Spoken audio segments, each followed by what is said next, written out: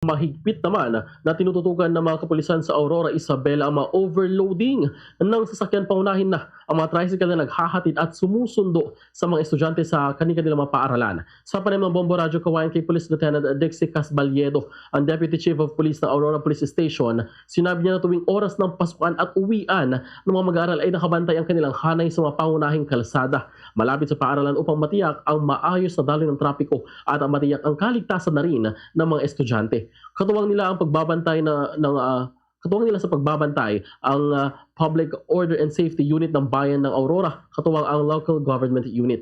Maliban dito ay nagsasagawa din sila ng symposium o seminars sa mga paaralan upang mapalaganap ang kamalayan na hinggil sa pagmamaneho ng walang kaukulang dokumento, paggamit ng ilegal na droga at iba pang issue na napapanahon sa mga kabataan.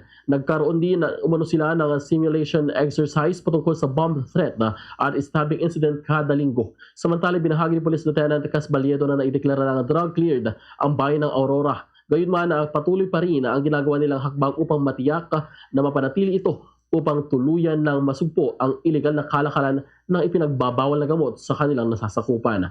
Araw-araw din anyang nakatalagang mga pulis na bumibisita sa mga barangay upang makipag-ugnayan sa mga barangay upang malaman ang mga kaganapan sa buong magdamag. Ganito ang bahagi ng pahagi ni Police Lieutenant Dixie Casbaliedo. Ang ginagawa namin, pinupunta namin yung mga eskwelahan, lalo na sa mga high school. Nagkakandak kami ng symposium, lecture about drugs.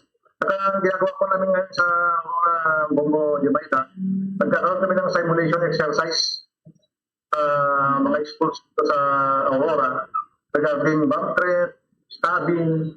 Yun po ang ginagawa namin simulation exercise. Every week ang ginagawa namin.